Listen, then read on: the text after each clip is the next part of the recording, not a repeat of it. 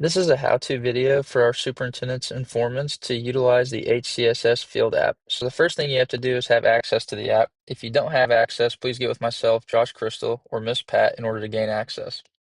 Once you have access, we're going to download the app to your company iPad. And as you can see, it's a blue square with a white hard hat and it's labeled HCSS Field. So once you have access, you can click on that app and it takes you into the home screen here. Now, for this example, we're going to use Arkansas State Crime Lab, but the first thing I want you to notice is on the far left, you see the date, January 6th, today. So if I enter a time card, it's going in for today. So if you forgot to do one the day before, you would click that calendar and go pick the day that you forgot to do the time card for. If you aren't on Arkansas State Crime Lab, you click Change Job, and you can go through a list of all the various jobs that we have currently ongoing at James A. Rogers and McHenry and Meyer Companies. For this example, we'll just do Arkansas State Crime Lab. So once you have the job selected, you have the right date selected, you then are going to click the blue icon that has the white clock that says time card. Now, once you click time card, you come into the time card screen, and you have to add some things here. You have to add cost codes, which is the activities that are tied to that specific job, as well as your crew. So first thing we'll do is we'll add a cost code. So let's say on this job, we're going to do stripping and cut and fill today.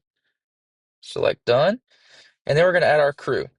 So from here, I'm going to add myself, I'll add Brad, and let's say I'll add Miss Pat. Now, as you can see, I have all three of us for this crew selected. Now, from here, we have to add our equipment. So if you look over there where it says employee in the blue square, you now will click equipment. And from here, you're going to select the equipment that you used on that job site today. So let's say we use the 700K dozer. Now, when you click on that, it's going to ask you which one of your crew members ran this piece of equipment. So let's just say for this example, we'll put me on this one. Let's say that we had a backhoe there, and let's say Miss Pat ran the backhoe. And then let's say the D11 was there for some odd reason, and we had Brad running the D11. So as you can see, the equipment is there now tied to each associate. So then from here, you click Done. And as you can see, our cost codes are there, and now our name as well as the equipment we operated is over here as well. So now on this screen right here, you're only going to add your hours that you worked doing the stripping there on site. So let's say today I spent 4 hours doing that. And let's say I drove there this morning, so I have to show my drive time. So how to do that is you're going to click Show Attendance Codes. And I'm going to select the D for drive time. And now I'm going to say it took it 30 minutes there, and then at the end of the day, it was 30 minutes back, so we can put 1 total hour of driving.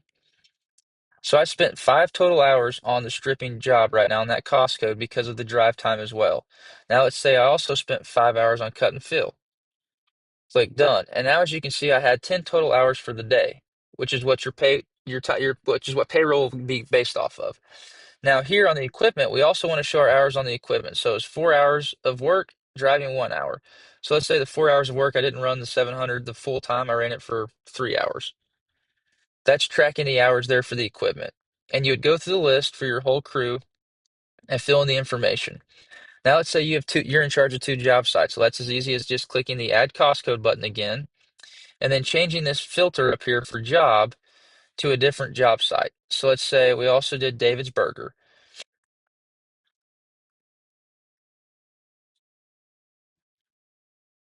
And then from there, once you click David's Burger, it'll auto-populate the bid items associated with that job. So then you click Done, and then David's Burger would be right here in this section here next to bid item 12 for the crime lab. And you would put your time for the equipment and the associates just like you did before. So from here, though, one of the hard stops that we have is you have to have a diary to submit a time card. So view diary. And how does the site look today? You're going to put in how the site looks today, right? You're going to put in sunny and 75, rainy and nasty, whatever the case may be.